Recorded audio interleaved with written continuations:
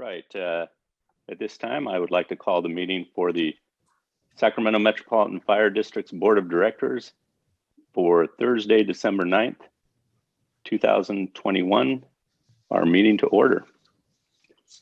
Roll call, please, Madam Clerk. Director Gould? Here. Director Orzali is absent. Director Wood? Here. Sheets? Here. Jones? Here. White? Here. Clark? Present. Taylors? Here. And Kelly? Present. All right, moving on to our pledge to the flag. Director Gould, could you please lead us in our pledge to the flag? I pledge allegiance to the flag of the United States of America and to the republic for which it stands, one nation, under God, indivisible, with liberty and justice for all. Again, please excuse my not standing. ALS, it would have been a disaster. Anyhow, excellent. Moving on to our Metro Cable announcement. The open session meeting is videotaped for Cablecast on Metro Cable 14 replay on Monday, December 13th at 6 p.m. and Wednesday, December 15th at 6 p.m. on Channel 14 webcast at metro14live.saccounty.net. Now we have the public opportunity to discuss matters of public interest within the district jurisdiction, including items on or not on the agenda. And thus far, I've been informed that we have two speakers. Ms. Sandra Osborne, are you present? Yes. Would somebody please indicate where she can walk forward and speak? Okay, so do I point this way or? Yeah, whatever you're comfortable with. Okay, so my name is Sandra Osborne. I represent a company named Division 515. I'm the owner. Our company's been in business for 26 years serving the metropolitan area. And we bid on RFB 2109, which was two new mechanical rooftop train units that sit on this building. And again, I've been doing this for 26 years, and we put in our bid per Procure Now, and there is protocol that you have to meet for listing subcontractors. And the low apparent bidder, Air Systems, failed to list a testing and balance subcontractor and a electrical subcontractor. Both of those require, through CSLB, a specific license to perform that work. And both scopes exceed 0.5% of Air Systems bid. So on 12/1, I submitted a formal bid protest outlining our position, which is attached. It's the second attachment, stapled. And Mr. Mark Jones, who is a very nice gentleman, very accommodating, went and did some research, and he ended up going to the county permit division asking advice on specifically the electrical scope. Air Systems communicated with Mark Jones saying that their tab price, testing and balance, fell under the 0.5%. We disagree because there's 4 contractors in the area that do tab, and I've attached, or I can provide, but I've given Mark Jones this. We've given him the cost, and all tab costs were over $3,000 to perform the work. So to be under 0.5%, they would have to receive a tab number that's 2,600 or lower, and that's not the case. So we were asking Mark Jones if they could provide the quote that they received and which vendor they were going to use for tap, because they weren't listed on the Metro Fire's designated subcontractor form. Number two, in the construction documents, Turley Mechanical outlined 3 specific areas: controls, tab, and electrical. And the electrical scope was very detailed. From what I understand, Mark Jones, again, went to the county, didn't go to CSLB, who issues licenses, but went to the county, had a supervisor review the scope, and they said, we believe Air Systems could do the work. But our contention is that's not how the law works. CSLB and public contract code requires that you list a subcontractor that you're going to use. You cannot self-perform if it requires a license.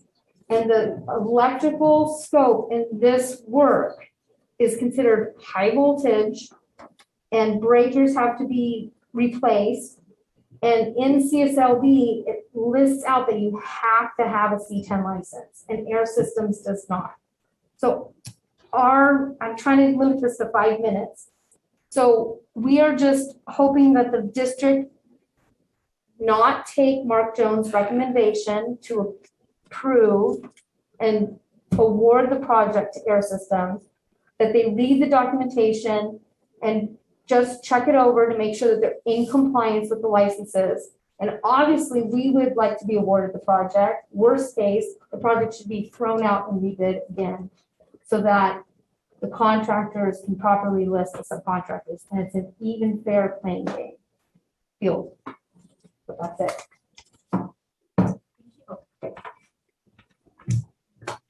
Thank you for your comments, Ms. Osborne. We have a second speaker, Mr. James Mears. Is he present?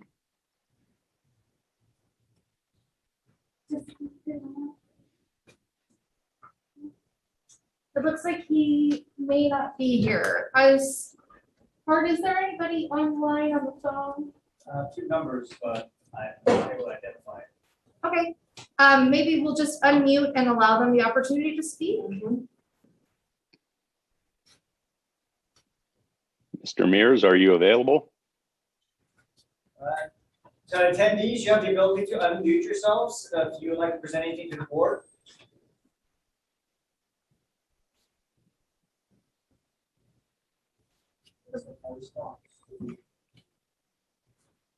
Seeing none, we will move on. All right, moving on to consent items. What is your pleasure with the consent agenda? Mr. Chair, I make a motion that we adopt consent. I'll second. We've got a motion by Director Gould, and I'm not sure where the second came from. Director Wood. All right, excellent. Madam Clerk, will you please take the roll? Director Gould. Aye. Wood. Aye. Sheets. Aye. Jones. Aye. White. Aye. Clark. Aye. Sailors. Aye. And Kelly. Aye. Motion passes. Okay, moving on to our presentation items. We have a couple of life-saving commendations this evening. Chief Mitchell, would you please come forward? Okay. Yes, thanks, President Kelly.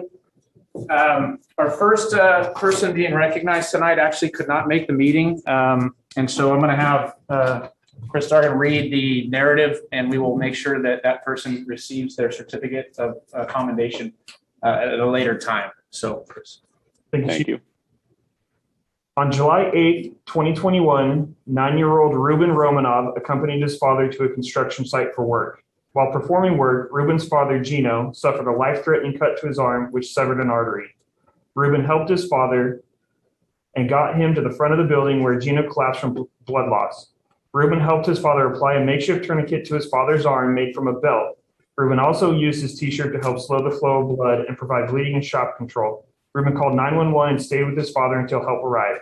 It is the opinion of Engine and Medic 105 that Ruben's actions likely saved his father's life. We would also like to recognize dispatchers Teresa Miller and dispatcher Dan Hess for their actions while taking the call and giving Ruben instructions on how to care for his father. So thank you very much.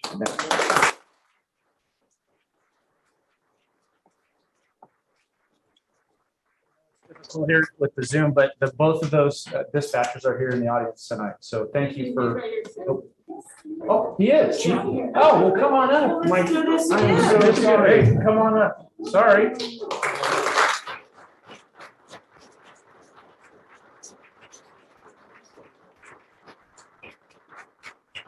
Stuck in the back door. Sorry about that. So thank you for being here. Thank you very much, Ruben. Obviously, we are incredibly proud of you to do what you did and save a life, not to mention a family member's life. Pretty important, huh? So in about 10 years or so, we'll be sending you an application.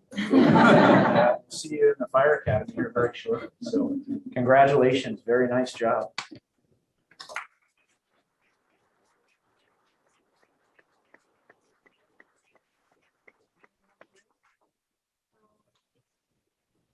You don't have to. Okay. Excellent. Yeah. We'll make sure afterwards, just so our PIO's here too, so we'll get you with the folks to get some pictures too. So, thank you, Chris. Yep. Go ahead. Next, we'd like to recognize Lisa, Ramon, and Latrice. Would like to come up, please?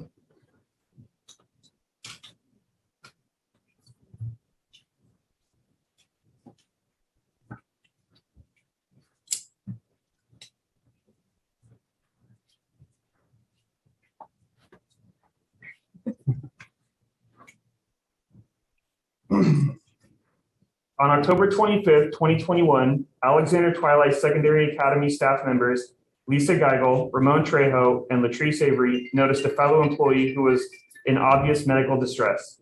The employee quickly lost consciousness and fell to the ground.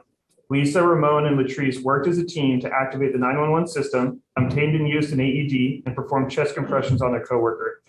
Metro Fire crews on Engine and Medic 101 responded and transported the employee to the hospital.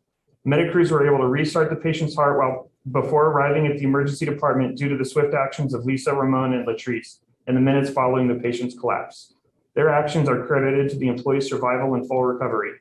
It is the opinion of Lisa Geigel that the workplace CPR training that the members received was not only critical to their ability to help their fellow employee, but also help their ability to work together as a team as they perform this life-saving action. We'd also like to recognize firefighter Nick Wayner and dispatcher Christy Stockman, who were both responded and helped provide CPR instructions on your call. You guys want to stand up as well? Yeah, we can see it now.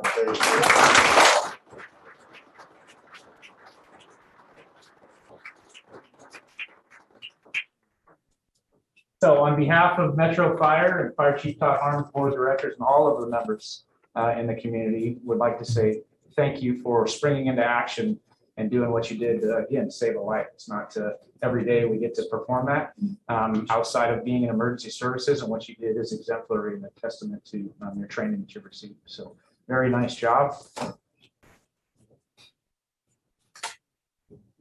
You got some pain. Yeah, let's get around.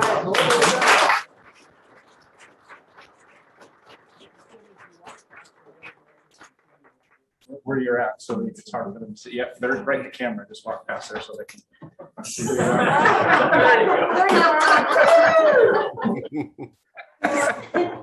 There you go. Okay. Thank you, everybody.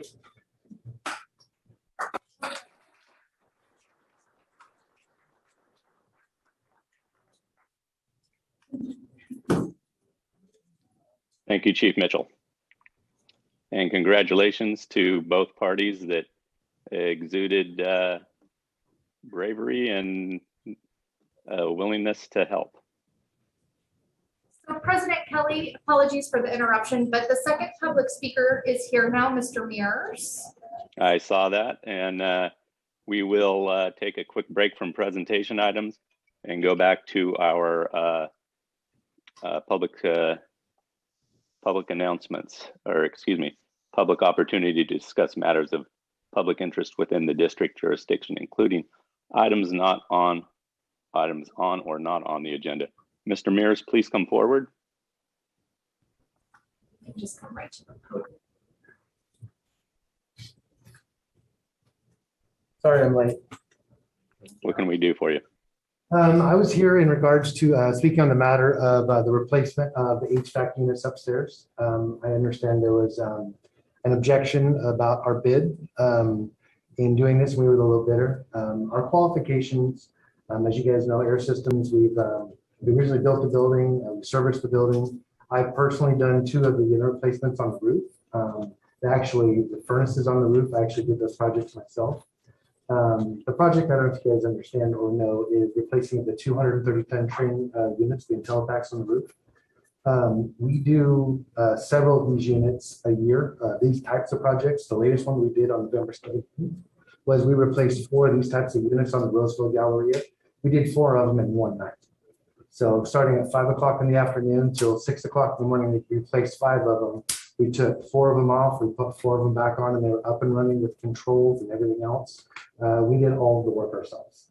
With the controls integration, we had Johnson Controls, who was the controls contractor of choice, because they're the ones who they service the controls and everything on the building, so they were the preferred provider. So the person actually Westfield carried the controls contractor, and that's the reason why they're the ones who did it. We had several more of these units coming up in these projects like this coming up in the near future. Another one is 9838 Old Placerville. It's one of these units. We're going to have that and 2 of the dark furnaces like that. We're going to do that in one weekend. So like I said, we do these units and these types of projects all the time. I myself have over 30 years of experience in the trade. I've been doing project sales and project management for 5 years. And our team who's going to be doing it has over 200 years of experience in doing these types of projects. So we are a full service contractor. We start from the inception of design build, where we take anybody's design concepts, we develop it into full mechanical engineering, and then we come up with a solution, we design it, we install it, and then we service it from many years ago. So if there's any more references and anything you guys need, I'm more than willing to take questions or anything else you need. Well, thank you very much for appearing and putting your or representing your firm. I imagine you have probably interacted with a few people from our staff, so I appreciate that, and good luck on the outcome of the bid. Thank you. I put a lot of time and effort into it just to make sure that everything was the way that it should be. I put my best foot forward. And if that best foot forward didn't win the bid, then so be it, and let the next person win it. But we believe that we can provide a great product at a fair price, and that's what we do. Thank you. Thank you. Thank you for your time. Appreciate it. Okay, we'll go back to our presentation items. And item 3, Chief Mitchell, 5 years of service to Director Sheets. Congratulations, Director Sheets.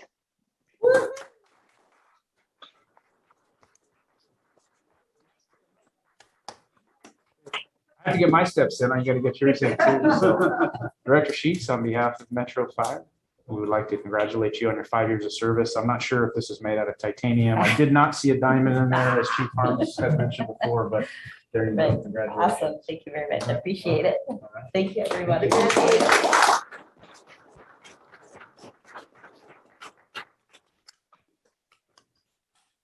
Congratulations once again, Director Sheets. Thank you for the service that you have provided to Metro Fire over the last 5 years. Very nice. All right. Moving on to item number 4, Chief Bardsdale. We have Del Paso Manor Water District Grand Jury Report.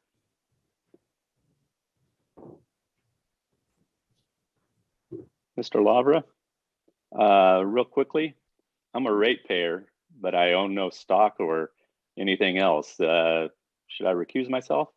No. Okay.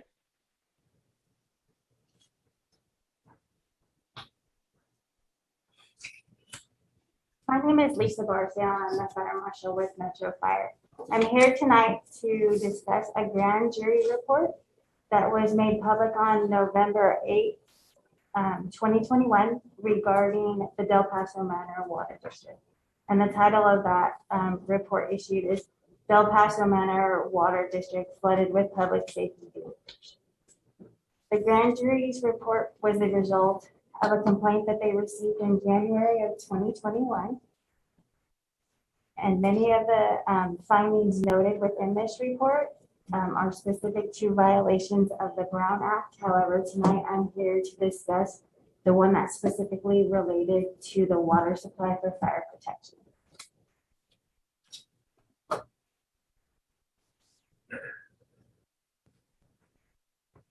So this is an aerial view of the 1 square mile that encompasses the Del Paso Manor Water District. And also in this view, you will see that there are 8 well locations within this jurisdiction. The borders are Watt Avenue to the west, Marconi Avenue to the north, Merrill Drive to the south, and Eastern Avenue to the east side. It's my understanding in speaking and working with the general manager at the Del Paso Water District that currently 2 of their 8 wells noted on here are in service and working on a daily basis. 3 of the remaining wells are available for backup, for standby in case of a large scale event. And there are actually 2 water district interties with the Sac Suburban Water District that are available that will take about an hour to make operational. Within this jurisdiction, there's approximately 1,900 ratepayers. The majority of those are residential homes that were constructed in the 1940s and 50s and average in size from 11,000 to 2,200 square feet, or 1,100, excuse me. Only 6% of the ratepayers within this area are attributed to commercial businesses or use. Those are various types of construction from wood frame to non-combustible type 2 buildings and range from approximately 2,000 square feet in size to 145,000 square feet in size. As I mentioned, 2 of the 8 wells are online, and then others are available for standby and large scale events.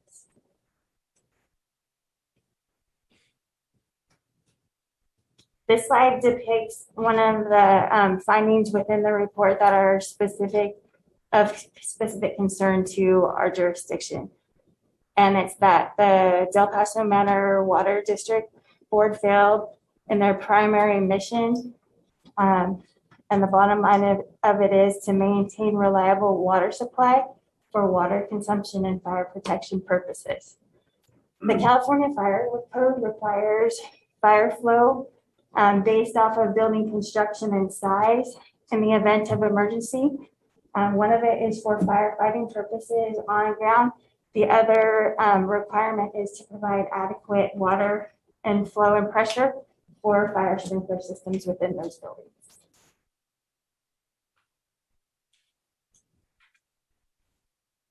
So the potential impacts to the districts and our constituents.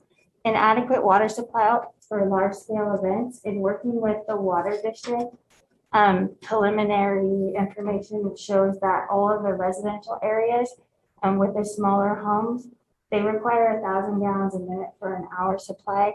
They would have adequate fire flow for that.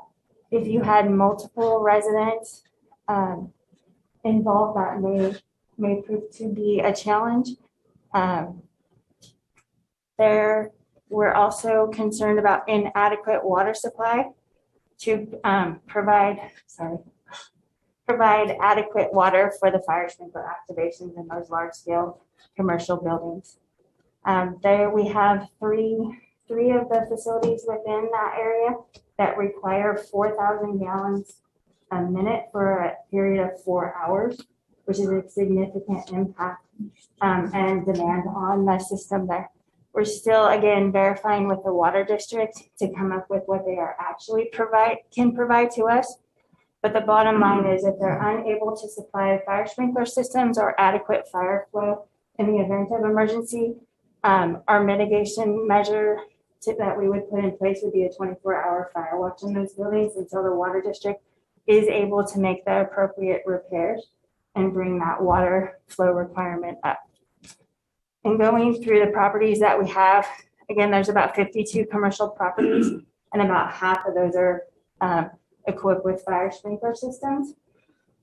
When we're talking about fire flow and fire flow requirements, those larger buildings, so the one that's on the 145,000 square foot end, they are the ones that require that 4,000 gallons a minute, for 4 hours. Should the fire sprinkler systems in those buildings be down? Thank you. Should the fire sprinkler systems in those buildings be down, the actual fire flow requirement would be 8,000 gallons a minute for 4 hours. So it's a significant increase in fire flow demand. So the next steps. The general manager with the El Paso Water District is very new. He's been there about 4 weeks. So he's trying to play catch up and help mitigate some of the concerns that were brought forward. He's been very responsive, and they are beginning a plan on rehabbing 2 of their wells. They have inspections scheduled for January to see what needs to be completed to those 2 wells to get them up and running, which should add to the water supply. And we're going to continue to go through and verify if we do have adequate flow for the fire sprinkler systems that are existing. We've flowed a couple of the hydrants today, and we just need certification from the water district that they can in fact supply that in any time of the day. We're going to evaluate all of the data once you receive it for insurance and compliance with the fire code. And then should some of the businesses be impacted by the requirement for fire watch, we'll come up with a plan so that we can do some education outreach, update everybody as to the value and importance of why, make sure that our crews have adequate information. So should they need to respond, that they have the resources necessary, and then move forward from there. And then I'll report back or provide a more detailed report once we're done with all that analysis that's required. And that's all I have, unless you have any questions. Does anybody have any questions of Chief Barsdale? I do. Yeah. I do. Director Sailors does. Yes.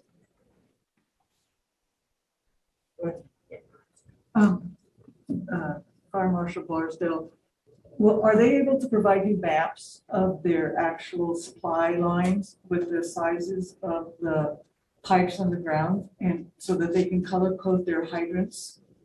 They do have the water maps. They are in the process of color coding that so that we have that information available to our crews. Like I said, the general manager is very new, so he's trying to get everything up to speed as quickly as possible. So that our crews can know. Yes, so that we at can the color of the hydrant, they know what that flow will be. Okay.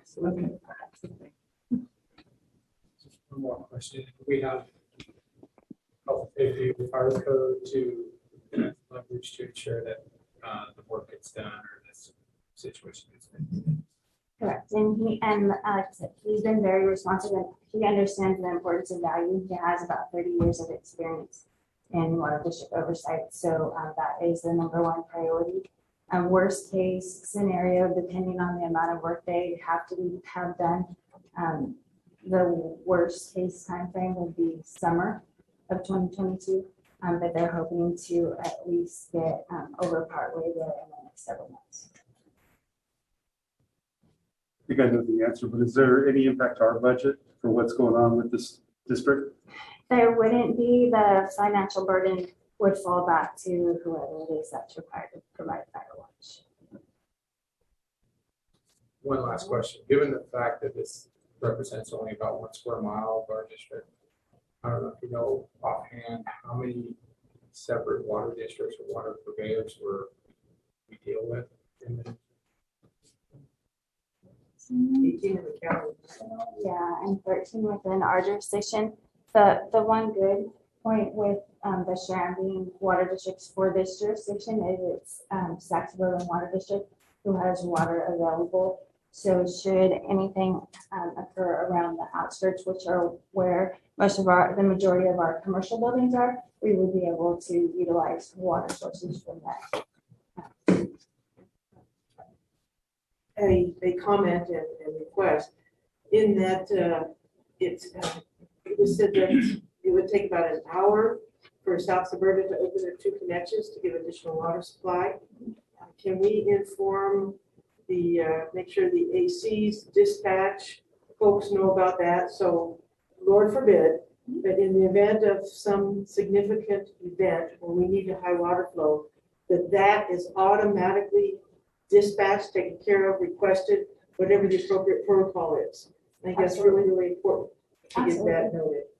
Absolutely. And they do have a meeting with Sacramento Water District tomorrow evening, where they're going to discuss some way to automate the interties, whether it be through meters and pressure drop, whatever that looks like. That would be the best, quickest solution to their issues. That'd be great, because that's Metro's concern, obviously, is to make sure that we get a water supply. And this is kind of in a sense, a political decision and a governance issue amongst the water companies.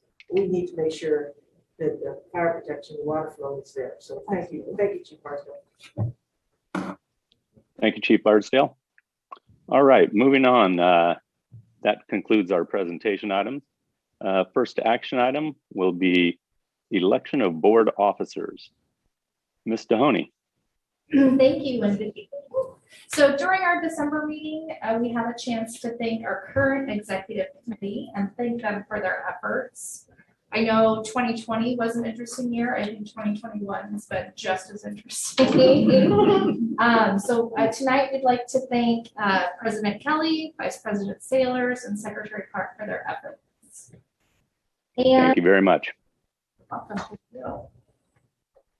And as you'll note in your board packet, there was a staff report which outlined the different duties for each position. And every December, we select the executive committee for the next calendar year, which is 2022. So this evening, we will look at nominating a president, a vice president, and a secretary for 2022. Well, it's good enough for Vladimir Putin. I say I go ahead and serve till 2036. No, I would entertain a motion by any of my former directors or any of my fellow directors to allow Cindy Sailors to serve as president, Mr. Clark to serve as vice president, and I think it would be great to have Walt White begin as secretary. I can't make that motion from the chair, but anybody else? I will move that. Okay. Mr. President. All right. Thank you very much. Now we do. Wait, don't we have to accept those? All right. Then we can take them one at a time, I guess. You can vote them as a slate. If there's 5 votes, then it passes. If there's not 5, then I'll figure out another way to do it. Then let the slate run. All right. So Director Gould. Aye. Wood. Aye. Sheets. Aye. Jones. Aye. White. Aye. Clark. Aye. Sailors. And Kelly. Aye. Motion passes. Congratulations. Thank you, Mr. President. All right, then. We will move on to item number 2, ratification of the resolution to extend teleconference of board meetings. As we have done each of the past couple of months, I say that we adopt the resolution that would extend the ability to teleconference without compliance with Government Code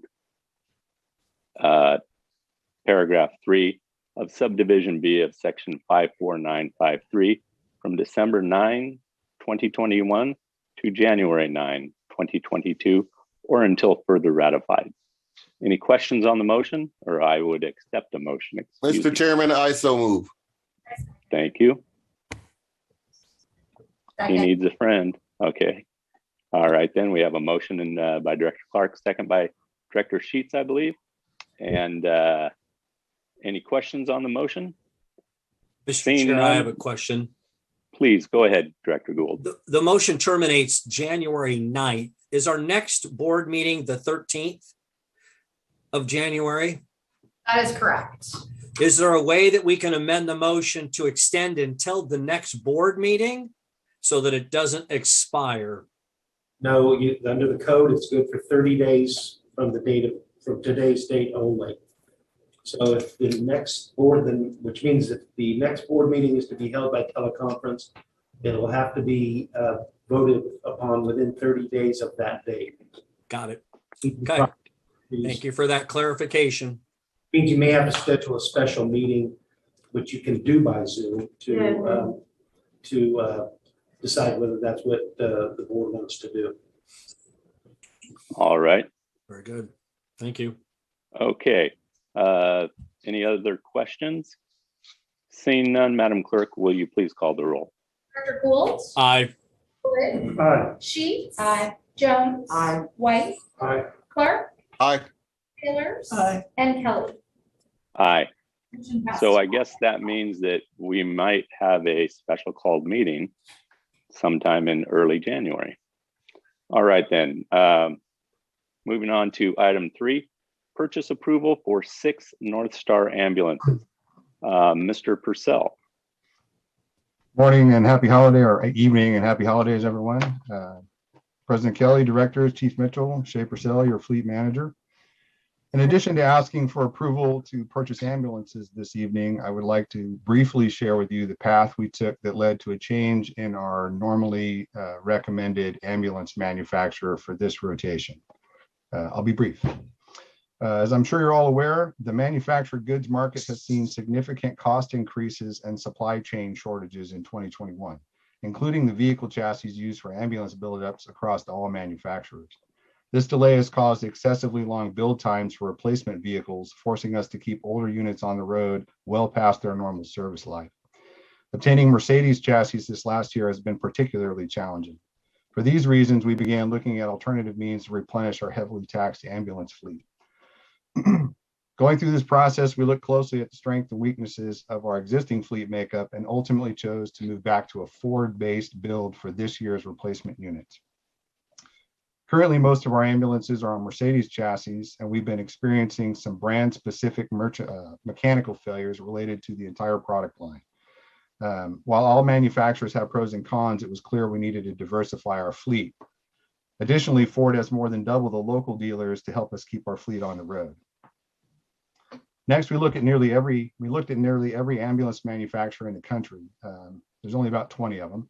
Many of them work under the same mother umbrella, where there are 5 different versions of the same company, and not very many build on Mercedes chassis. So we had to narrow the field down a little bit. Ultimately, we decided on Braun Northwest as our preferred vendor to build our Ford-based ambulance. Braun has an excellent reputation for quality and customer service. They had the foresight to order extra chassis before they became unavailable, giving them the ability to deliver vehicles much faster than their other manufacturers. And also they're members of the HGAC Buy Purchasing Cooperative, making them competitively priced. The module buildup on these new units will mirror the current specification, although they'll be 8 inches wider. Everything else will be the same. And they can be remounted with when the chassis wear out. This fits with our plan to increase the service life of our ambulances and reduce costs. So our neighbor, Consumers Fire District Department, has actually several units built by this manufacturer, one of which has been in service for over 20 years and has been remounted 4 times successfully. So the boxes are very, very strong. The ability to put 6 new ambulances into service sooner than later, replacing vehicles that are already 6 years past their expected useful service life, will also save the costs associated with keeping these on the road. We're spending a lot of money keeping the old rigs roadworthy. Replacement transmission on a Sprinter setup is 20 grand each time one fails. We've done 2 of those lately. This purchase will be made through the HGAC Buy Purchasing Cooperative. Our purchasing division has reviewed the proposal and determined it's consistent with Metro Fire purchasing policies and procedures. The cost for these 6 vehicles will be $1,524,904.18. The funds for this purchase are included in the fiscal year 2021 final budget. However, due to the unprecedented cost increases for apparatus across the board this year, staff will need to come back before you with a budget adjustment request before the final apparatus allocated in this year's budget plan are ordered. In a $7 million overall budget for vehicles this year, we're running about $350,000 light. We're going to try and crank that down. It was up about 700,000 and we were able to pull it down to about 350. We're going to continue to try and diminish that number. In conclusion, staff is recommending that the board approve the purchase of these 6 North Star ambulances from Braun Northwest. Mr. Chair, thank you. Mr. Chair, I make a motion that we adopt the recommendation. I'll second. There's a motion and a second by committee. And Mr. Purcell, I would like to thank you for the education of the departure from our typical purchasing for ambulance bases. All right, we've got a motion. Any questions on the motion? Seeing none, Madam Clerk, will you please call the roll? Director Gould, Aye. Wood, Aye. Sheets, Aye. Jones, Aye. White, Aye. Clark, Aye. Sailors, Aye. and Kelly. Aye. Motion passes. Thank you. Have a good evening. All right then. You have a good evening too. Thank you. Item 4, Chief Green, we have the RFP 21-08 helicopter maintenance services. Thank you, President Kelly. Directors, Chief Mitchell, I'm Chris Green, Assistant Chief. I'm the Shift Commander for B Shift to have oversight of air operations. I'm here this evening seeking your approval to award RFP 21-08 helicopter maintenance services to Bancorp International. The current contractual service agreement we have today for helicopter maintenance services expires on December 31st this year and does not include any additional options for extension. Over the past year, we evaluated options to provide contracted maintenance personnel to the 4 Bell UH-1 Huey helicopters operated by our Air Operations Division. We issued a request for proposal 21-08 helicopter maintenance services on October 20th, 2021. The maintenance services are to be completed by 2 full-time mechanics, 1 FAA certified airframe and power plant lead maintenance technician, and 1 FAA certified A&P journeyman maintenance technician, each working 40 hours per week. The current contract term shall be in effect for 3 years from the date of the agreement and may be extended up to 2 additional 12-month periods during the initial contract period for a total of 5 years. A public proposal opening was conducted on November 12th, 2021, and 2 proposals were received. An evaluation committee reviewed and scored both proposals and identified DynCorp International as the most responsible and responsive proposer, as reflected with the scores of DynCorp International at 88.67 and Advanced Helicopter Services at 63.59. The anticipated cost over the first 12 months of this contract is $360,500, which has been budgeted in the current fiscal year 2021 budget. These rates are subject to an annual increase of 3%. Staff recommends the board to authorize the fire chief or his designee to execute an agreement with the highest scoring proposer, DynCorp International. I'm happy to answer any questions you may have. Are there any questions of fellow board members? Chief or Director White, please. We've been using DynCorp for quite a while. Been satisfied with the service that we've received, and we continue to be the most responsible bidder on this work segment. Yes, that's correct.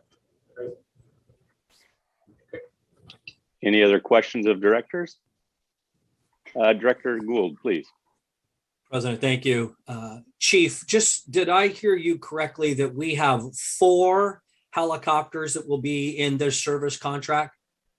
That's correct. The current service contract identifies 2 helicopters, which are first line helicopters that are in service today. That contract is 5 years old, and never included the 2 additional helicopters we acquired several years ago. Although our current maintenance technicians are doing maintenance on those airframes as they would a car you would keep in the garage that's not in service. There's basic servicing. So this includes adding those additional airframes and ships formally into the contract. Is it your intent or the goal to get all 4 of those to be airworthy? Yes, the long-term goal remains to have all 4 airworthy. Staff and myself are currently working on Copter 3, the airworthiness right now. And we started that budgetary planning about 1.5 years ago. Great. Thank you for that clarification. I didn't know that I knew we had several, but I thank you for that clarification. Absolutely. Appreciate it. Mr. Chair, I make a recommendation that we adopt this proposal. I'll second. We have a motion by Director Gould and a second by Director Woods. Madam Clerk, seeing no further questions or comments, Madam Clerk, will you please call the roll? Gould, Aye. Wood, Aye. Sheets. Aye. Jones. Aye. White. Aye. Clark. Aye. Taylors. Aye. And Kelly. Aye. Passes. All right, next item, number 5, notice of award, RFB 20-09 mechanical rooftop equipment. Mr. Jones. Thank you, President Kelly. Good evening, directors, Chief Mitchell, Council Lara. I'm Mark Jones, Logistics and Purchasing Manager for the district. I'm here tonight to recommend staff's intent to award RFB 21-09 for the mechanical rooftop equipment replacement. The staff report you have in front of you is in regards to the 2 rooftop HVAC units on the roof of this building. They're 21 years old and have pretty much reached the end of their life cycle. Our facilities division has had ongoing issues with the units and has been having to replace compressors as well as dealing with other maintenance issues. Our downstairs tenants require us to run the system 24/7 because of their hours of operation. The district contracted with Peters Engineering to do an assessment on the needs of the building and to provide specifications and a scope of work to replace the 2 units. Staff issued RFB 21-09 for the replacement project on November 4th, 2021, with bids closing on November 30th, 2021. A mandatory job op was conducted and 10 firms attended the job lot. At bid closing, the district received 4 bids: Air Systems Service and Construction, Division 515, Mesa Energy Systems, and California Environmental Systems. After review of the bid submissions, Air Systems Service and Construction was identified by staff as the lowest responsive and responsible bidder at $529,290. On December 1st, 2021, as you heard earlier, the district received a formal bid protest from Division 515 stating that Air Systems failed to list a subcontractor for the testing, adjusting, and balancing portion of the scope of work, and failed to list a C10 subcontractor to perform the electrical portion of the project. Public Contract Code does require the prime contractor of a project to list all subcontractors that will be performing their portion of the work that exceeds 0.5% of the total price of the bid. Staff immediately contacted Air Systems with both of these concerns. On December 2nd, Air Systems responded to the district's concerns and stated they did not list a sub for the testing and balancing because the quote they received from the vendor did not exceed that 0.5%. Additionally, they indicated they intended to perform the incidental electrical portion of the work with their own staff.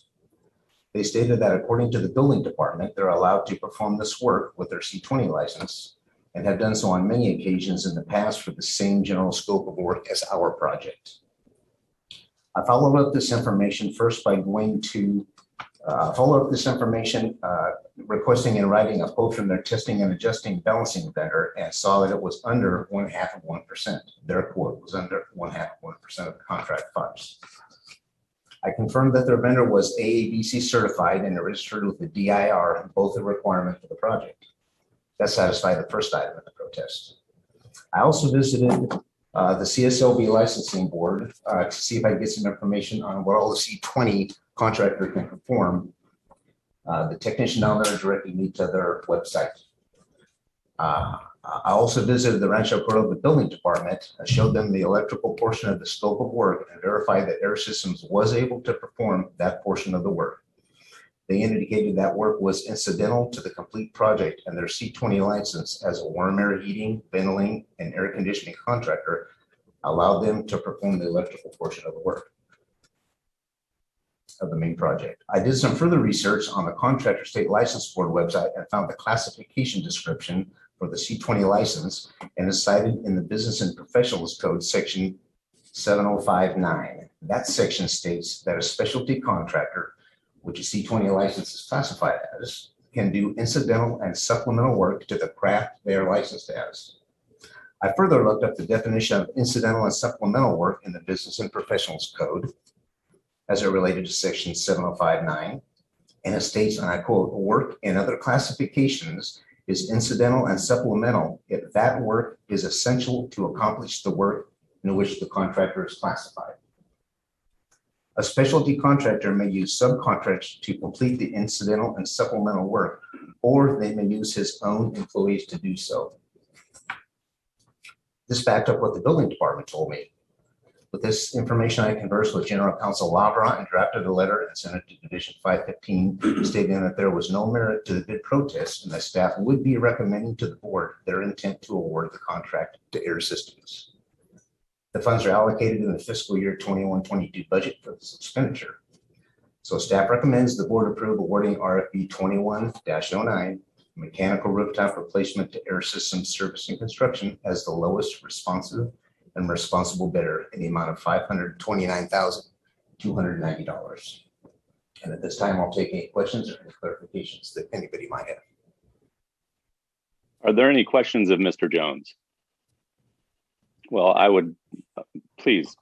Probably similar to what you're going to say, President Kelly. Mr. Jones, thank you very much. It looks like you did not only first, but secondary, tertiary research on these items, and I greatly appreciate that effort and that work. Thank you.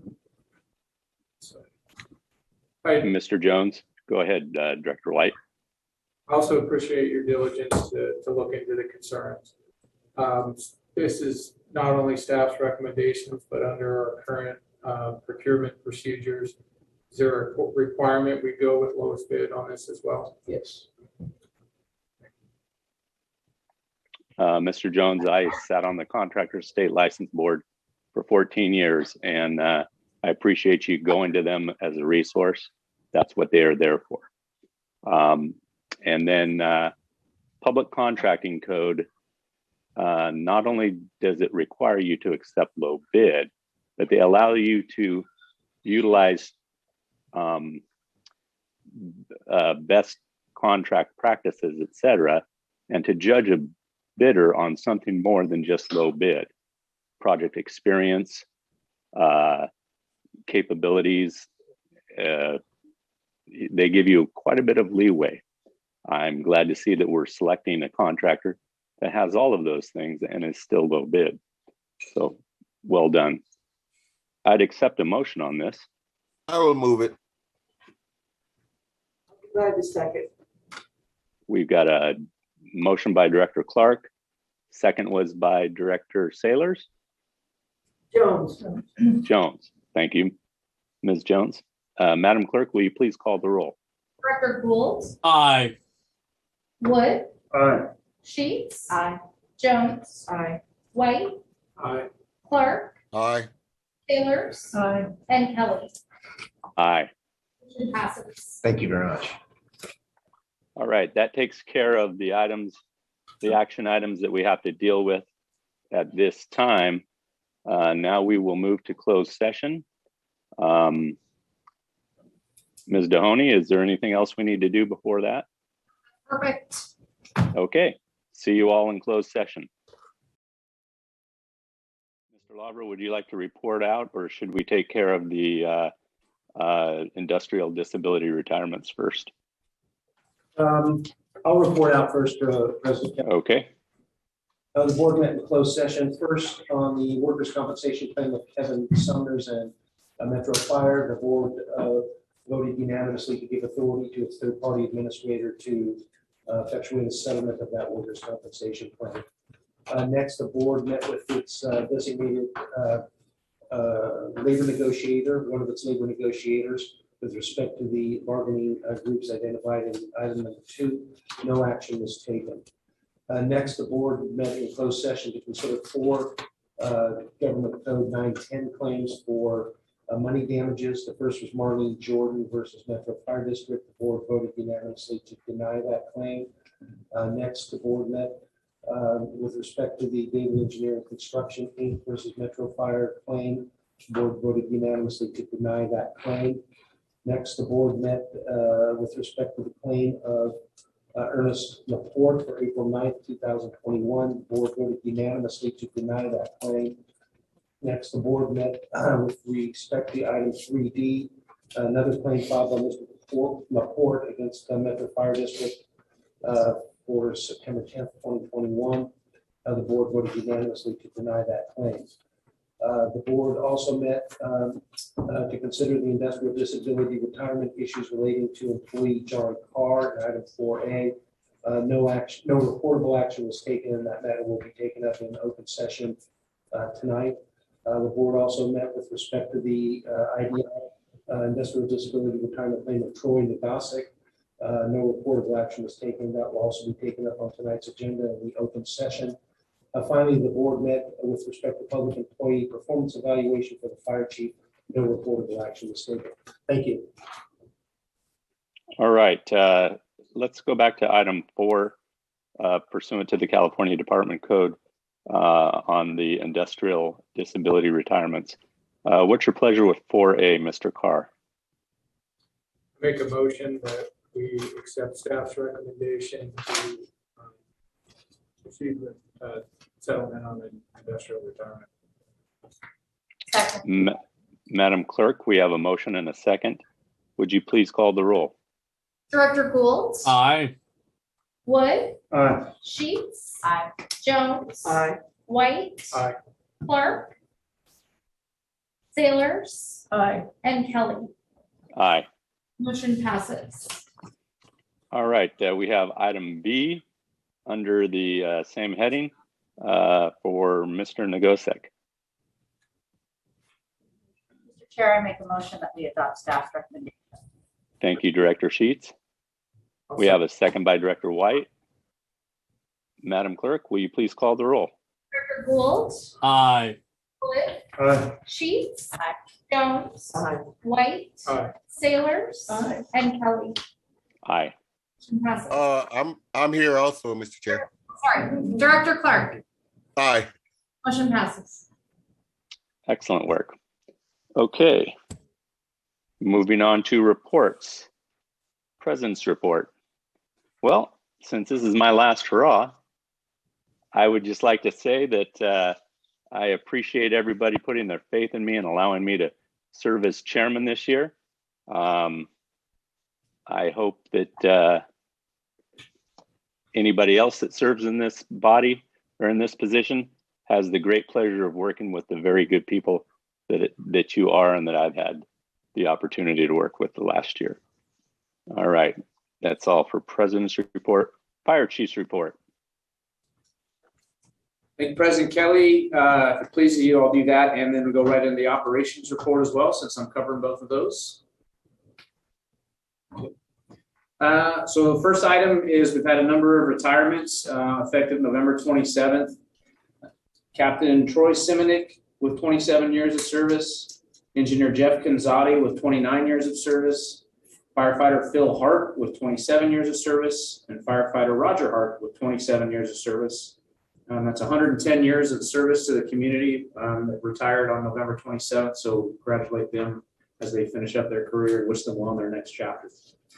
Appointments effective January 1st. Ty Bailey will be moving into his new role as the Deputy Chief of Administration. Congratulations. Effective December 1st, we had a promotion. Captain Bryce Beveridge was promoted, so congratulations to him. And then for the meetings, since our last board meeting, we held the remainder of the Chiefs Forums where we met with the rest of the membership. And then on the 8th of this month, we had the Labor Management Collaboration meeting yesterday, where we discussed a matter at Station 61 for some fencing issues that we're working with the city of Rancho Cordova on, as well as engineer testing and some staffing items as part of that meeting. It's a very good meeting, a lot of involvement and engagement. And then moving over to the ops report. First, I'll start off with our lateral orientation training that has been going on is finishing up tomorrow. That concludes their 5-week training. We'll be doing the badge pinning for those 19 folks, actually 18 folks tomorrow, and then one more that has a conflict next week tomorrow in this boardroom here, at 5 p.m. It's just for everybody's awareness, it's not a graduation because of the 5-week orientation of the lateral firefighters, so it's a little less formal than what we would see at a normal graduation. So that will be in here tomorrow at 5. I would like to express some thanks to the cadre, the drill cadre that was out there. We gave them a whole weekend off in between finishing the 1 Academy of 21-1 and going right in on that following Monday to 21-2 to do that 5 weeks. They did a phenomenal job. So on the MIH front, we were able to kick off the 1-year pilot project on Monday, November 15th. Very good to get that going. Again, we're focusing their deployment right now on post-discharge high utilizers of 911, as well as assisting our county mental health partners to engage with medical clearances so those patients can be transported to an appropriate treatment facility versus going to the emergency department for clearance prior to a final destination. So that's, again, reinforcing our multifaceted approach to helping decompress in the emergency department. So I'm happy to report that we're building relationships with other partner agencies and explore where we can move forward to be most effective to expand into the future of that unit as well. And that's a very bright future there. I would say that I talked to Captain Perryman today. We're working with currently 15 high utilizers that have been identified through our data. Out of those 15 folks, only one has called 911 in the time that we had started to engage those folks. And that one needed to call 911 for a different issue that we were able to work through to get that person to a definitive treatment facility, a skilled nursing facility. So that's although not a big win yet, because it's still too early, I think it shows the potential for the program. So there's a lot of promise there. For statistics, we've had 7,655 calls since our last meeting, about 255 calls a day. 67% were EMS related, and we've had 215 different types of fire incidents, all kinds of different fire incidents. That's not just structure fire. So that's about 7 calls on average per day of different types of fire responses. I'd like to mention one incident we had here on December 1st off of McKay, Battalion 13. Units responded to a house fire just after 7 a.m. that morning. They arrived to a 1-story house that had very heavy fire involvement throughout the whole front and into the garage area. We did transport 1 occupant from that incident, although they were already outside upon our arrival. We transported them for smoke inhalation. But we did have a firefighter that was transported with a burn injury to UC Davis. Again, it goes to reinforce our relationship and the work we've done with the Firefighter Burn Institute. Got phenomenal care there. And I'm happy to report that person was treated and released that same day and is at home recovering now. So good news on that front.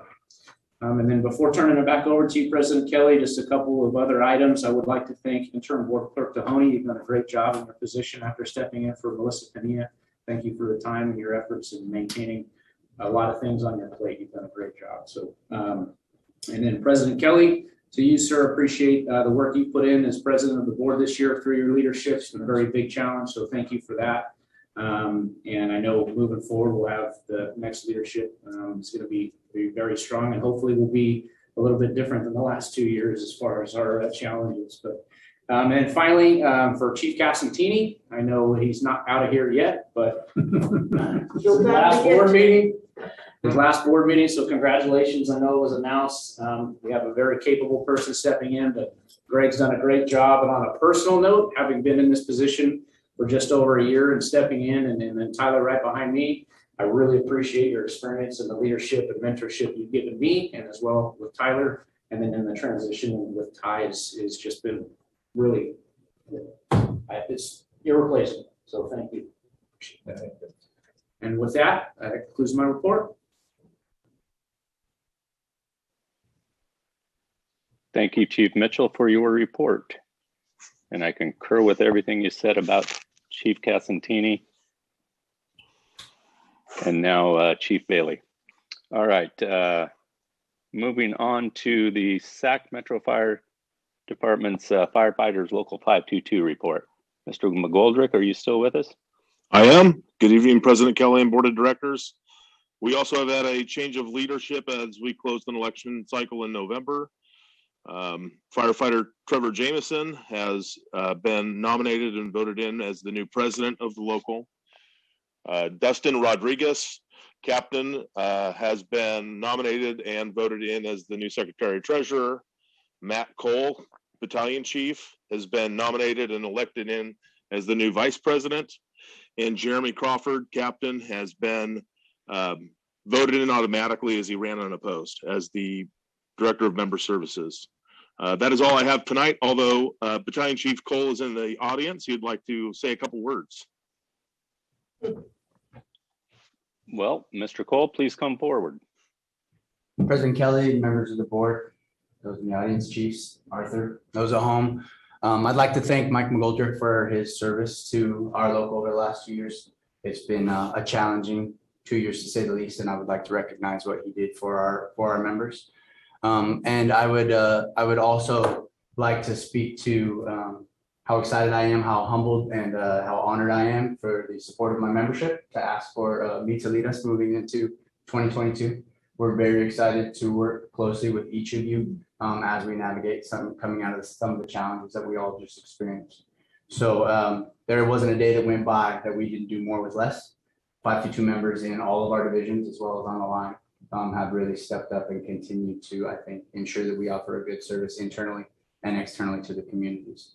So even today, as we speak, there are over 50 members working an extra shift today. 25 of those were folks that wanted to go home to their families that just couldn't because we have to keep rigs on the road. So we all look forward to working closely as we move, hopefully, out of this COVID fog together to ensure that we continue to, like I said, offer the highest level of service to the community and that we continue to provide a great working environment for our members. So thank you very much. Thank you, Mike, and I look forward to the future. Thank you, Mr. Cole. I would like to thank Mr. Cole also. He reached out to me over the past couple of weeks. I had some mobility issues with a wheelchair ramp. I've taken care of it since then, but he offered a hand and I didn't need it, but wanted to thank him for being there and offering the help. All right, then moving on to committee and delegate reports. Executive committee, I have nothing to report, although we will need to schedule a special called meeting sometime probably early January in order to take care of the item that we discussed earlier. Moving on to the Communications Center JPA, Chief Mitchell. Thanks, President Kelly. We have not had a meeting since the last board meeting here at Metro. We have one scheduled for December 14th, where we anticipate discussing the contract for the executive director position and taking a vote on who will be taking that spot over at dispatch.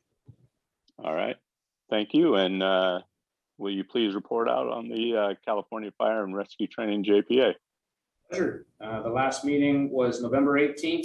We reviewed some audit reports from previous fiscal years, discussed how to finish the remaining fiscal year audits that aren't complete yet. Anticipate that decision and what that looks like moving into the new year to be done prior to the dissolution. And then the continued discussion on the actual dissolution of the JPA. I'm currently performing an inventory of all assets within the JPA to identify how those assets will be divided up amongst the partner agencies or liquidated so that we can still meet the deadline for dissolution effective July 1st of next calendar year in the report. Thank you, sir. Moving on to item D, the Finance and Audit Committee. Is there a member of that? Please, Director Wood. Yeah, the Finance and Audit Committee has not met since we last met. Our next meeting is scheduled to be January 27, 2021 at 5:30. Thank you very much. Policy Committee, Director Gould. No report, and there are no additional dates planned at this point. All right. Board member questions and comments.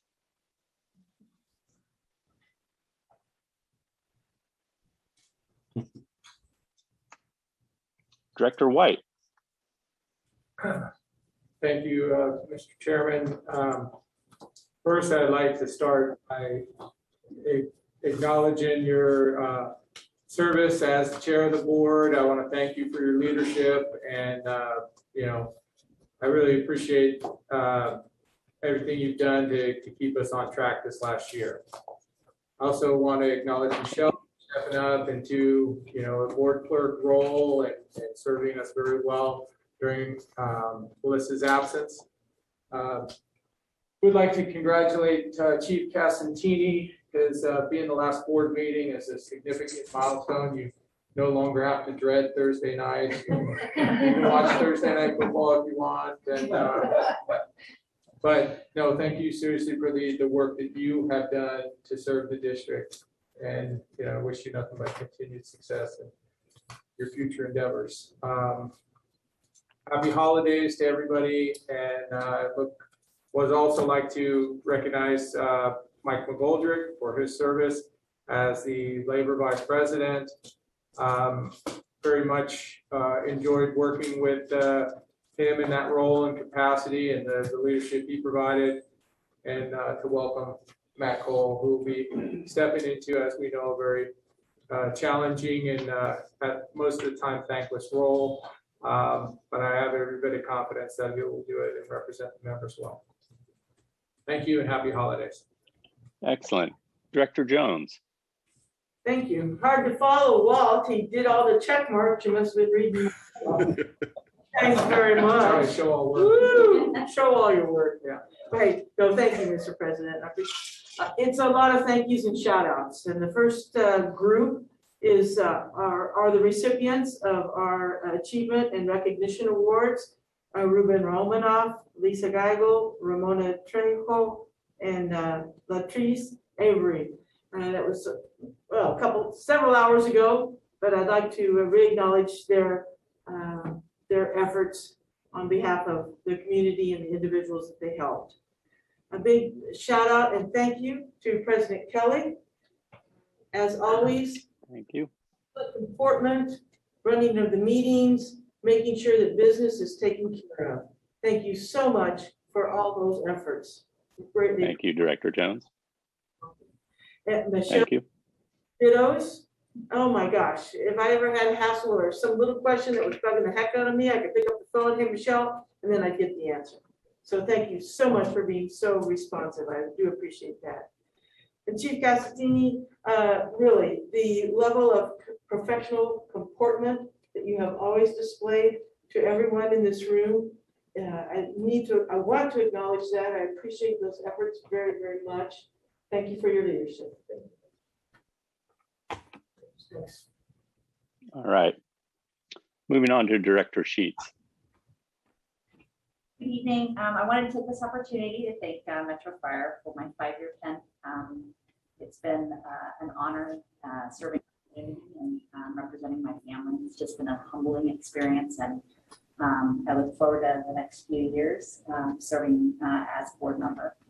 I'd also like to thank Director Kelly for your leadership this year. Remote is very challenging, and you've done it with grace, and just really honored to be part of this board and work side by side with you. Also wanted to thank you, Michelle. Just like Director Jones says, if there was anything we needed, you keep us on point, so make it easy. So thank you. I'd like to congratulate all the retirees. Chief Casantini, best wishes. Also, I'd like to congratulate all the promotions. Chief Bailey. Thank you, Mr. McGoldrick, for your leadership, and looking forward to working with you, Mr. Cole, and partnership. I hope everybody has a Merry Christmas. I really hope everybody has a safe and happy New Year's. I'd also like to thank all of the crews that are going to be working and their families for their service when they're going to be on duty and away from their family. And lastly, I'd like to wish my husband a very happy birthday today, and I hope his crew is spoiling him. And I'd also like to wish you a happy birthday as well. All right. Thank you, Director Sheets. Director Wood. Thank you, Mr. Chair. It's going to be redundant. I think that's the theme tonight, but I want to thank you, not just for what you've been through this year, but your leadership for the last almost 9 years that I've been around here. It's been 9 years ago since you and I sat in the interview room down at the County Board of Supervisors, right, where I came on board. And ever since then, you've been an excellent role model for me and our fellow directors here. So thank you for all that you do for us. Chief Casantini, congratulations. Best to you. Again, appreciate all of your help, the rapid answers to the questions throughout the years. And best to you there. Congratulations, Chief Bailey. Look forward to working with you. Matt Cole, thank you for the time you gave today. Let me chew on your ear for a little while. It's a pleasure to meet you. Look forward to working with you. And Captain McGoldrick, thank you for all your time over the last couple of years. Appreciate all that you've done. Michelle, thank you. You've got 9 cats, you got a herd, and you've done it with grace. Thank you.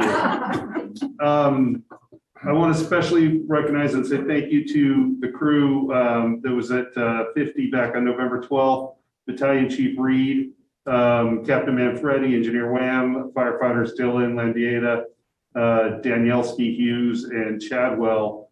Appreciate them inviting me in, having dinner and spending time with them and running out on a few calls. It was great to sit there and talk to them, and I appreciate all that they gave. So I'm probably forgetting 1 or 2 other things, but I'll shut up. Thank you.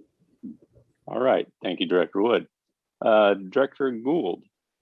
Thank you, Mr. Chair. Dittos to everything that's been said this evening. I just add that, Matt, our support for you continues beyond the presidency as you continue to serve to the best of your ability. The other thing I'd like to do is make a motion that the board direct our fire chief to command that Chief Casantini return at our first meeting so we could have a appropriate send-off for him.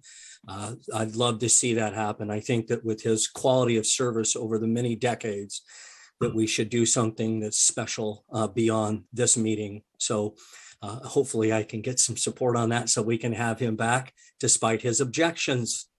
And then finally, I just want to continue to encourage all of us to count our many blessings and all of the blessings that we have and look for opportunities to serve those in our community who are less fortunate than us. Thank you, Mr. Chair. Thank you, Director Gould. And Director Clark. Oh boy, after pretty much everything has been said, but like Director Jones says, I have a lot of thank yous and shout outs. First of all, I'd like to thank Battalion Chief Cole for the little project that we do every year for Starking Elementary. It means so much to the kids at that school and the staff. Local 522 and the CLCs, the Central Labor Council, Sacramento Central Labor Council, has been doing this project for over 40 years. It might be over 50 years, but and they had some of the guys from local Station 110 and Matthew, Battalion Chief Cole, suggested that we use the Santa wagon. That was a big hit. I tell you, they went crazy over that little thing, and I want to thank Captain Tom Koslinski from he's usually from Station 109, Engineer Ryan McDermott, Firefighter Catherine Van Horn, Firefighter Dan Taylor. They did such a great job. They were right in there with the kids and handing out the toys, and they were such an inspiration. Everybody loves firefighters, so everybody wanted to take a picture with them. The parents were excited. It was just a wonderful event. But thank you so much, so very much. Director Sheets, I want to congratulate you on your 5th year anniversary. My God, how quickly time flies. It's almost unbelievable that you have been on the board for 5 years. And it's been very good working with you and continue to work with you. Chief Casantini, it's been other directors have said my sentiments already. I want to thank Mike Goldridge for the time that we had together, his attentiveness. I want to thank Oh, Miss Dehoney, Dehoney, Michelle, wonderful job. Thank you for all the efforts. And finally, I want to also thank Ty Bailey. I welcome him and looking forward to working with him. We worked with Ty before, and he's always been a wonderful guy to work with. So looking forward to that. And finally, Matt Kelly. Matt, you've been on the board since I first started. You've been an inspiration, brother, and I so appreciate you. You did a wonderful job this year. We were so challenged. I mean, I don't think that what you had to deal with all this COVID hasn't been done in 100 years. So you know what I'm saying. So appreciate you, brother. Love you, and thank you for your service. Look forward to continue working with you, and I want to wish each and every one of you a happy, a Merry Christmas and a Happy New Year. That's all I have, Mr. Chair. I hope I didn't miss anyone, but I know this is probably the longest report I've ever done because I'm usually very brief, as you all know. Thank you, Director Clark. Okay. Director Sailors. Well, Director Clark, I don't know if I can even come close to that, but first I'd like to congratulate Chief Casantini on your retirement. Thank you. And Chief Ty Bailey, congratulations on moving up in the world. Matt Cole, congratulations on winning your election and stepping up into the union VP place. Director Kelly, thank you for your service and guiding us all year. You've been inspirational to me. And that means a lot to me to see you continue every board meeting and stepping up there and continuing to serve. I just want to wish everyone a Merry Christmas and a Happy New Year. And to everyone out there working over these holidays, please stay safe and have a good New Year. Thank you. All right. Thank you, Director Sailors. All right, it's my turn. First, I'd like to tell Michelle Dehoney that I appreciate the job that she has done, and certainly she has capabilities that will take her far in this organization. I would like to thank Mr. McGoldrick for the work that he has done on behalf of his union members over the past few years. Mr. Cole, I look forward to working with you, and I'm sure that you will represent the membership very well yourself. I'd like to thank Chief Casantini. I gushed about you a couple meetings ago, but again, to the highest degree, you have represented this district and served it. So I appreciate that very much. And then you all know I have ALS, and I was concerned about it maybe preventing me from being able to serve as chair this year. And I tell you what, I hope no other directors ever end up with ALS, but if they do, I hope they have a group of folks to work with like you, because you've made it easy on me, and it's been very nice.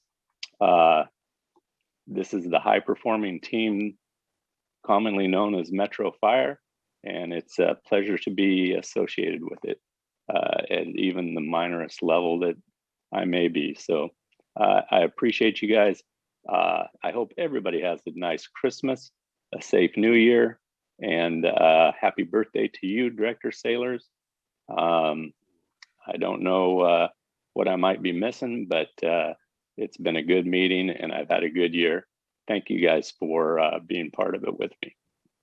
Appreciate it. All right, so that concludes our business. We will conclude the meeting, and everybody have a nice evening. Happy holidays, everyone. Happy holidays.